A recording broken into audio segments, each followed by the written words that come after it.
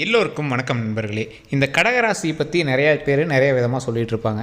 Sir 2025 உங்களாம் சூப்பரான காலம் sir, பக்காவாக இருக்க போது அப்படின்னா நிறைய பேர் சொல்லியிருப்பாங்க.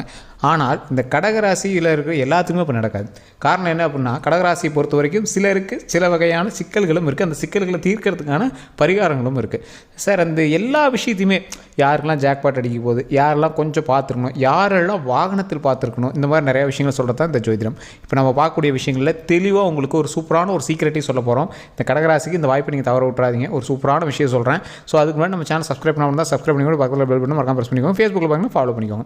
முக்கியமான ஒன்று, நிறைய பேர் தனிப்படையான ஜோதிடம் பார்க்கணும்னு ஆசைப்பட்டீங்க. கீழே டிஸ்கிரிப்ஷனில் கான்டாக்ட் நம்பர் டீட்டெயில்ஸ் கொடுத்துருக்கேன். பிரபல ஜோதிட நம்பர் அது.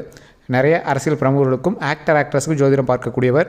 அவரோட நம்பர் கீழே கொடுத்துருங்க. ஜஸ்ட் கால் பண்ணி ஃபோன் மூலமாகவே நீங்கள் வந்து உங்களோட பிரச்சனைகளை சால்வ் பண்ணிக்கலாம். சரி சார், இப்போ இந்த கடகராசி பற்றி நம்ம தெரிஞ்சுக்கலாம்.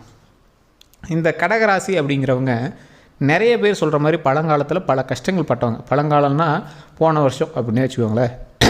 ஒரு 2 வருட காலங்களில் நிறைய நன்மைகளும் நடந்தது. அந்த நன்மைகளை நம்பி அடுத்து கால வச்சுருப்பாங்க. அது வந்து ஒரு மிகப்பெரிய இறக்கத்தில் எங்களுக்கு கொண்டு போய் விட்டுருக்கும். ஒரு எக்ஸாம்பிள் சொல்லணும்னா, பண இழப்புகள் அதிகமாக இருந்திருக்கும். பாயிண்ட் 1. பாயிண்ட் 2, இன்னொன்று என்ன அப்படின்னா, அதிகமாக மன சஞ்சலங்கள் அதிகமாக பட்டிருப்பாங்க. எப்படின்னா, தூக்கம் இல்லாமல் ஒரு விஷயத்தை பற்றி நினைக்கிற அளவுக்கு, நிறைய நாள் ஹாஸ்பிட்டலில் ஒரு 5 நாள் 10 நாள் ஹாஸ்பிட்டலில் செலவழிக்கிற அளவுக்கு, உங்களுக்கு பிரச்சனையோ இல்லை உங்களோட குடும்பத்துக்கு பிரச்சனையோ யாருக்கோ ஒருத்தருக்காக ஒரு 4-5 நாள் வந்து ஹாஸ்பிட்டலில் நீங்கள் வந்து செலவழிச்சிருப்பீங்க. இந்த விஷயங்கள் மட்டும் இல்லாமல் குடும்பத்தில் இருக்கிறவங்க உங்களால் பேச்சு தாங்க முடிஞ்சிருக்காது. இதுக்கடா இவங்க பேசுகிறாங்க, இப்படி ஏன்டா திட்டுறாங்க அப்படிங்கிற மாதிரிலாம் பேச்சு வந்து நீங்கள் தாங்கிட்டு இருந்திருப்பீங்க. அந்த மாதிரி பல கஷ்டங்களை தாண்டி, பல இன்னல்களை தாண்டி ஏன்டா வாழ்கிறோம் அப்படிங்கிற ஸ்டேஜெலாம் நீங்கள் வந்து போயிட்டு வந்திருப்பீங்க. பழசை கம்பேர் பண்ணும்போது கடந்த ஒரு 2 மாத காலமாக ஓரளவுக்கு சரியாக இருந்தாலும் உங்களோட மனதளவில் அது இன்னும் ஒரு ஃபுல்ஃபில்லாக நிற்கலை. ஒரு சிரிச்சுக்கிட்டே இருந்த முகத்தை காணோம், பேசிக்கிட்டே இருந்த உதட்ட காணோம். நீங்கள் சிரிச்சிங்கன்னா தனித்துவமாக தெரிவிங்க, அந்த சிரிப்பே எங்கேன்னு தெரியல. நீங்கள் இருக்கிறீங்க அப்படின்னா அந்த இடமே தனியாக தெரியும். இப்போ நீங்கள் இருக்கிற இடமே தெரியல. இந்த மாதிரி நிறைய சின்ன விஷயங்கள் தான் உங்களுக்கு. சின்ன விஷயங்கள் மற்றவங்களுக்கு தெரிஞ்சாலும் அது உங்களை பொறுத்த வரைக்கும் ஒரு மிகப்பெரிய விஷயம். இது ஏன் உங்களுக்கு நடந்துகிட்ருக்குன்னு தெரியல அப்படிங்கிறவங்களாம் இப்போ ஒரு 2 மாத காலமாக ஓரளவுக்கு பரவாயில்லையா இருக்கும். இதுக்கு மேலே எப்படி இருக்க போகுது அப்படிங்கிறது தான் இந்த வீடியோ. நிறைய பேர் ஜோதிடத்தை நம்பாதவங்க இருப்பாங்க. இந்த கடகராசிக்காரர்கள் எப்படி அப்படின்னா, ஜோதிடத்தை நம்புவாங்க. அவங்களுக்கு கெட்டது நடக்கும் போது ஜோதிடமாவது சாமியாவதுன்ட்டு மூவ் பண்ணிக்குவாங்க. சில நேரத்தில் எங்களுக்கு நல்லது நடக்கும் போது சாமியால் தான் நடந்துச்சு, அதுவும் இவங்க சொன்ன மாதிரி சாமிக்கு செஞ்சதுனால நடந்துச்சு அப்படின்னு ஒரு பிடிவாத குணம் கொண்டவர்கள் இந்த கடகராசிக்காரர்கள். கடகராசியில் நிறைய நன்மைகள் செய்கிறவங்க இருந்தாலும் இந்த கடகராசி அப்படின்னா ஒரு பிடிவாத குணம் அப்படிங்கிறதும் இருக்குது. அதே மாதிரி சொந்தக்காரங்களுக்கு செய்யணும், நம்மளால் முடிஞ்ச அளவுக்கு செய்யணும் அப்படிங்கிறது ஒரு மிகப்பெரிய ஒரு எண்ணமும் உங்களுக்கு இருக்குது. உங்களை யாராவது குறை சொன்னால் ஏற்றுக்கிற மனப்பான்மை கிடையாது. நீங்கள் செய்யலைன்னு சொன்னால் அவங்களுக்காக என்ன பண்ணியாவது செஞ்சிடணும் அப்படிங்கிற ஒரு பிடிவாத குணம் இருக்குது. அதே மாதிரி ஒரு விஷயத்தை உருவாக்கணும், அது செய்யணும் அப்படின்னா அன்னைக்கே செய்யணும் அப்படிங்கிற அளவுக்கு உங்களுக்கு ரொம்ப பிடிவாத குணமும் இருக்குது. அதிகமான பண இழப்புகள் உங்களோட வீடுகளில் நடந்திருக்கு அப்படின்னா அதுக்கு நீங்கள் தான் காரணமாக இருக்கும். அதை நீங்கள் ஏற்றுக்கக்கூடிய மனப்பான்மையும் உங்களுக்கு இருந்திருக்காது. அந்த விஷயத்தை சொன்னாலும் நீங்கள் வந்து ஏற்றுக்க மாட்டீங்க. இந்த கடகராசிக்காரர்களுடைய பிறப்பினுடைய மிகப்பெரிய விதியே அதுதான் அப்படின்னு சொல்லுவாங்க. காரணம் என்ன அப்படின்னா, நிறைய பண இழப்புகளுக்கு உங்களோட ஆசை தான் காரணமாக இருந்திருக்கும். நீங்கள் அடித்து சொல்லுங்கள், இது உண்மை அப்படின்னா கமெண்ட் செக்ஷனில் பதிவிடுங்க. ஆனால் அதையுமே நீங்கள் ஏற்றுக்க மாட்டீங்க. அப்போல்லாம் ஒன்றும் கிடையாது தான் சொல்லுவீங்க. அந்தளவுக்கு வந்து நீங்கள் இந்த ராசி வந்து ஒரு இறுகிய ராசி அப்படின்னு சொல்லலாம். நிறைய இழப்புகளுக்கு உங்களுடைய ஆசை மட்டுமே காரணமாக இருந்திருக்கும். ஆசை ஒரு பக்கம் இருந்தாலும் நல்லா தானே சார் போயிட்டு இருந்துச்சு, அது ஏன் நடுவில் அப்படி ஆச்சு அப்படிங்கிறது ஒரு சர்க்கிள் சுற்றி இருக்கும்போது குறிப்பிட்ட இடத்துல மேடு பள்ளம் வரதான் செய்யும். ஒரு குறிப்பிட்ட இறக்கத்தில் நீங்கள் இறங்கிட்டீங்க, இனி அடுத்தது உங்களுக்கு மேடு தான். அது இன்னும் பெரிய நல்ல ஒரு விஷயமாக கூட இருக்கலாம். பழசை விட நீங்கள் இன்னும் லக்ஸுரியாக கூட இருக்கலாம், நல்ல ஒரு விஷயமாக இருக்கலாம். ஆனால் இது எல்லாமே உங்களோட மனதை பொறுத்து இருக்குது. நீங்கள் மெடிடேஷன் பண்ணி உங்களுடைய மனதை ஒருநிலைப்படுத்தி இதை தான் செய்யணும், ரொம்ப ஆசைப்படக்கூடாது, எல்லாரோடையும் இணங்கி போகணும், எல்லாத்துக்கிட்டையும் சேர்ந்து இருக்கணும் அப்படிங்கிறத ஆசைப்படணும். நீங்கள் உங்களோட ஆசையை விட என்ன ஒரு பெரிய விஷயம் அப்படின்னா, நீங்கள் வளரணுங்கிறத விட அவன் எப்படி அவ்வளோ வளர்ந்தான், அவனோட அதிகமாக வளரணுங்கிறது தான் அந்த கடகராசிக்காரர்கள் மெயினாக இருப்பாங்க. இது இல்லைன்னு நீங்கள் கமெண்ட் செக்ஷனில் சொன்னாலும் உங்களை பக்கத்தில் இருக்கிறவங்ககிட்ட, உங்களை சுற்றி இருக்கிறவங்ககிட்ட கேளுங்க, அவங்களே உங்களுக்கு தெளிவாக சொல்லுவாங்க.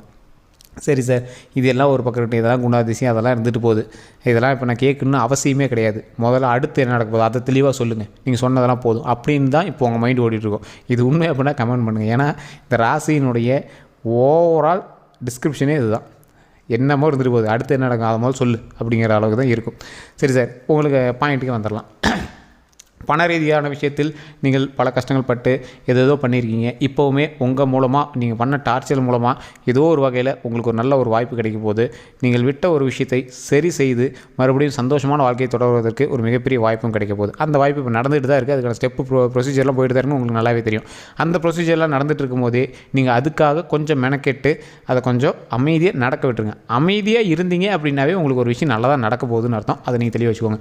இந்த கடகராசிக்காரர்கள் தற்போதைய நிலைமையில் அந்த 3 பொம்மை இருக்கும் பார்த்தீங்களா, கண்ணை மூடிட்டு காதை மூடிட்டு வாயை மூடிட்டு அந்த மாதிரி நீங்கள் உட்காந்துட்டு இருந்தீங்க அப்படின்னா ஆட்டோமேட்டிக்காக நல்லது நடக்கும். அதுதான் ஒரு மெயினான ஒரு விஷயம். கடகராசியை பொறுத்த வரைக்கும் நல்லது நடக்கும். ஆனால் அதுக்கு காரணம் இந்த கடகராசிக்காரர்களாக தான் இருப்பாங்க. கடகராசியை பொறுத்த வரைக்கும் இத்தனை நாள் கெட்டது நடந்தது, அதுக்கு காரணமும் கடகராசிக்காரர்களாக தான் இருப்பாங்க. மற்றவங்களால் நடந்ததெல்லாம் சும்மா சின்னது. ஒருத்தன் துரோகம் பண்ணிட்டான், அது பண்ணிட்டான், அதெல்லாம் சும்மா. அதுக்கு காரணமே நீங்கள் தான் போய் எடுத்து கொடுத்துருப்பீங்க. ஒருத்தர் திருடிட்டு போகிறவனை கூட கையை எடுத்து இந்தா தம்பி இது இந்த ஒரு 1000 ரூபா கட்டு இங்கே இருக்குது அப்படிங்கிற மாதிரி சொல்கிற மாதிரி தான் நீங்கள் வந்து சொல்லியிருப்பீங்க. அந்தளவுக்கு வந்து நீங்கள் ஒரு எப்படி சொல்கிறது, அதை ஒரு சொல்ல முடியாத நிலமையில தான் நீங்களே இருப்பீங்க. அந்த மாதிரி தான் இருக்கீங்க. ஸோ அந்த விஷயத்தில் ஸ்கிப் பண்ணுங்கள். இனிமேல் பண ரீதியான விஷயத்தில் ரொம்ப ஜாக்கிரதையாக இருக்கணும். இனிமேல் நீங்கள் ஜாக்கிரதையாக இருப்பீங்க. இருந்தாலும் உங்கள் ஆசை உங்களை விடாது. ஜாதகத்தினுடைய உங்களுடைய தனிப்பட்ட ஜாதகம் பார்த்தீங்க அப்படின்னா அப்படி தான் சொல்லுவோம். இந்த ஓவரால் ராசி பார்த்திங்கனாவே ஒரு ஆசைக்கான ராசி அப்படின்னு சொல்லுவாங்க இந்த கடகராசி.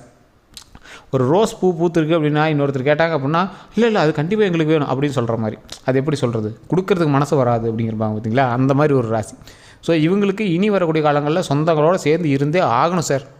அப்படி இருந்தால் தான் பிழைக்க முடியும். அந்த மாதிரி தான் இருக்கும். ஸோ அதனால் சொந்தங்கள்கிட்டேருந்து கொஞ்சம் சேர்ந்து இருங்க. நட்பு வட்டாரங்கள் கொஞ்சம் அதிகப்படுத்திக்கோங்க. சின்ன சின்ன சலசலப்புகள் இருக்கத்தான் செய்யும். உங்களுக்கு பிடிக்காத மாதிரி தான் மற்றவங்க பண்ண தான் செய்வாங்க. சில நேரத்தில் நீங்களே எங்களை தலையில் தூக்கி வச்சுலாம் கொண்டாடுவீங்க நடுவில்லாம். இதுக்கு முன்னாடியும் கொண்டாடி இருக்கீங்க. உங்களுக்கு பிடிக்காத நேரத்தில் அவன் கெட்டவான்பா அப்படின்னு சொல்லிட்டு நீங்கள் மட்டும் மூவ் ஆகிட்டே இருப்பீங்க. அவங்க என்ன பண்ணிட்டாங்க அப்படின்னு உங்களோட மனசு வந்து உங்களோட ஒரு நிலையாகவே இருக்காது. யார் என்ன சொல்கிறாங்களோ அது மாதிரி எடுப்பார் கைப்பிள்ளைன்னு இருப்பாங்க. அது மாதிரி பேசுவீங்க. உங்களோட தாய் தகப்பனார் உங்களுக்கு நிறைய ஹெல்ப் பண்ணிட்டு தான் இருப்பாங்க. சில நேரத்தில் அவங்களால தான் இந்த பிரச்சனை அப்படிங்கிற அளவுக்கு தான் நீங்கள் சொல்லிட்டு இருப்பீங்க. நிறைய பேருக்கு நீங்கள் நன்மை செஞ்சிருந்தாலும் அவங்க எல்லோரும் உங்களுக்கு சின்ன சின்ன ஹெல்ப் பண்ணிகிட்டு இருந்தாலும் உங்களுக்கு வந்து அவங்க பண்ணாத மாதிரியே தான் உங்களுக்கு தோணும். என்ன பண்ணாமல் அவங்களாம் ஒன்றும் கிடையாது அப்படிலாம் கிடையாது அப்படின்னு தான் சொல்லிட்டு இருப்பீங்க. அந்த மைண்டை கொஞ்சம் மாற்றிக்கோங்க. அவ்வளோதான். அவங்களால பண்ண முடிஞ்சது உங்களுக்கு பண்ணுறாங்க, உங்களால் பண்ண முடிஞ்சது நீங்கள் அதுக்கு முன்னாடி பண்ணீங்க. அவ்வளோதான். இதை வந்துட்டு நீங்கள் தெளிவாக புரிஞ்சுக்கோங்க. அதே மாதிரி வாழ்க்கையில் நீங்கள் செலவு செய்த பணங்கள் எல்லாமே ஒரு நன்மைக்காக பண்ணீங்க அப்படின்னு வச்சுக்கோங்க. வருடத்திற்கு ஒரு முறையாவது அன்னதானம் கொடுங்க. இது ரொம்பவே இந்த ராசிக்கு ரொம்ப ஒரு புண்ணியத்தை தேடி தரும். அதே மாதிரி பெரியோர்களுக்கு இந்த கடக ராசி பொறுத்தவரைக்கும் ஃபஸ்ட்டு பாயிண்ட் சார், உங்களோட முன்னோர்களுக்கு நீங்கள் இப்போ வாழ்ந்துட்டு இருக்கிறீங்களும் சரி இறந்தவங்களும் சரி ஃபஸ்ட்டு வாழ்ந்துட்டு இருக்கிறீங்களும் மரியாதை கொடுங்க. இதுதான் இந்த கடகராசி மெயின். அவங்களுக்கு சாப்பாடு போடுங்க. சாப்பாடெல்லாம் விடாதீங்க, சாப்பாடு போடுங்க. அதே மாதிரி இந்த கடகராசிக்காரர்களுக்கு ஒரு லைஃப்பில் ஒரு நல்ல விஷயம் நடக்குது அப்படின்னா அந்த விஷயம் வந்து கடவுளால் நடக்குது, அதெல்லாம் அப்புறம் சாமியினால் நடக்குது, அது நடக்குது. ரொம்பவும் நீங்கள் சாமி கும்பிட்டிங்கன்னா டீப்பாக போயிருவீங்க. சாமியை பற்றி எதுத்திங்கன்னா சாமியை பற்றி எதுக்கிறதுல டீப்பாக போயிருவீங்க. யாராவது ஒரு விஷயம் சொன்னாங்கன்னா அந்த விஷயத்தில் ரொம்ப இறங்கிடுவீங்க. அந்த மாதிரி இல்லாமல் பொதுப்படையான ஒரு ரூட்டில் தனித்துவமாக நல்ல மெடிடேஷன் பண்ணி நல்ல ஒரு விஷயத்தை ஒரு ஃபைனல் பண்ணி ஒரு முடிவு எடுங்க. இது ரொம்பவே நன்மையில் போய் முடியும். அதேமாதிரி கூட இருக்கிற கணவரோ நண்பரோ மனைவியோ அவங்க சொல்கிறத கொஞ்சம் காது கொடுத்து கேளுங்க. நீங்கள் சொல்கிறதே தான் சட்டம்னு இத்தனை நாள் வாழ்ந்துட்டு இருந்தீங்க, அதனால் பல இழப்புகளையும் சந்திச்சிங்க. மறுபடியும் அதே மாதிரி நீங்கள் பண்ணிகிட்ருக்கீங்கன்னு உங்களுக்கே நல்லா தெரியும். நீங்கள் சொல்கிறதே தான் கேட்கணும்னு நீங்கள் ஒன்று பண்ணிகிட்ருக்கீங்க. அது நிறைய இடங்களில் உங்களுக்கு வந்து செல்லுபடி ஆகுமான்னு தெரியாது. அதனால் உங்களோட பெற்றவங்களோட பேச்சியோ இல்லை உங்களோட ஊரில் 4-5 பேர் பேசுகிறாங்க அப்படின்னா எல்லா பாயிண்ட்டும் எடுத்துக்கிட்டு அந்த தவறுகளை சரி பண்ணிவிட்டு நீங்கள் ஒரு முடிவு நல்லபடியாக எடுங்க. உங்களோட வீட்டில் கலந்து எடுங்க. கணவராக இருந்தாங்க மனைவியாக இருந்தாங்கன்னா அவங்களோட சேர்ந்து எடுங்க. அதுதான் வந்து ஃபைனல் வரைக்கும் உங்களுக்கு வந்து நிலைப்பாடாக இருக்கும். உங்களால் உங்கள் சுற்றி இருக்கக்கூடிய வட்டாரங்கள் இத்தனை நாள் கஷ்டப்பட்டுருப்பாங்க. இந்த ஒரு காலங்கள்லாம் ரொம்ப படாதபாடுபடுத்தியிருப்பீங்க. ஏன்டா இவங்களாம் இருந்தாங்க அப்படிங்கிற அளவுக்கு உங்களை நினைக்கிற அளவுக்கு நீங்கள் பண்ணியிருப்பீங்க. இப்போவுமே சின்ன மருத்துவ விஷயங்கள் உங்களுக்கு நடந்துட்டு தான் இருக்கும். மருந்து ரீதியான விஷயங்கள் உங்களுக்கு போயிட்டு தான் இருக்கும். மருந்து செலவுகள் அதுன்னு சின்ன விஷயங்கள்லாம் உங்களுக்கு வந்து பண்ணிட்டு தான் இருப்பாங்க. ஸோ அதெல்லாம் கொஞ்சம் பார்த்து பக்குவமாக எல்லாமே பண்ணிங்க அப்படின்னா போதுமானது. அதே மாதிரி வாழ்க்கையில் இதுதான் நடக்கும் அப்படின்னா நன்மையே நடக்கும் அப்படின்னு கடவுளை கும்பிடுங்க. நன்மையே நடக்கும். கடகராசிக்காரர்கள் என்ன இன்னல்களுக்கு போனாலும் ஃபைனல் நன்மைக்கு வந்துடுவாங்க. சந்தோஷமான வாழ்க்கையை தேடி வந்துடுவாங்க. சந்தோஷமான விஷயங்கள் எல்லாமே நடக்கிற அளவுக்கு இங்கே வந்து எங்கள் லைஃப்பை வந்து மெயின்டைன் பண்ணிக்குவாங்க. ஏதோ ஒரு சுற்று வட்டாரத்தில் நீங்கள் வந்து எவ்வளோ பெரிய ஆளாக இருந்தாலும் ரொம்ப ஒரு கிட்டான சூழ்நிலைக்கே போனாலும் அந்த இடத்துல ஒரு லக்ஸுரியான விஷயத்தை நோக்கி தான் நீங்கள் வந்து பயணிப்பீங்க. எப்படி சொல்கிறது, ஒரு பிச்சை எடுக்கிற ஸ்டேஜில் கூட தங்கத்தட்டில் தான் பிச்சை எடுப்போண்டா அப்படிங்கிற அளவுக்கு தான் அந்த கடகராசிக்காரர்கள்.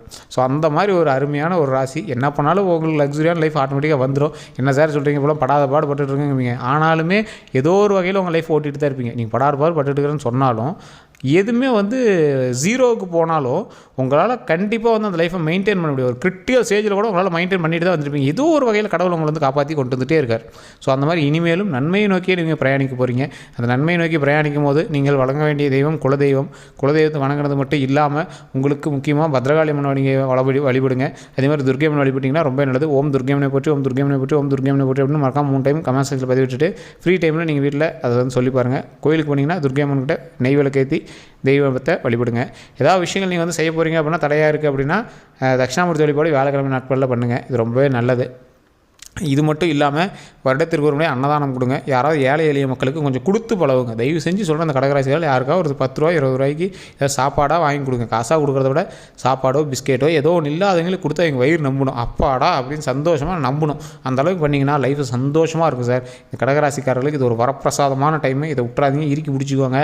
இந்த டைமில் நீங்கள் பண்ணக்கூடிய விஷயங்களை அடுத்து உங்கள் லைஃப்பில் நீங்கள் எப்படிலாம் இருக்க போகிறீங்க அப்படிங்கிறதுக்கு ஒரு ஸ்டெப்பாக இருக்க போகுது. நன்றி நண்பர்களே. இதில் ஏதாவது தவறுகள் இருந்தால் மறக்காம கமெண்ட் செக்ஷனில் பதிவிடுங்க. வீடியோ பிடிச்சா லைக் பண்ணிக்கோங்க, ஷேர் பண்ணிக்கோங்க, உங்களோட நண்பர்களுக்கு பகிருங்க. எல்லோருக்கும் நன்றி நண்பர்களே.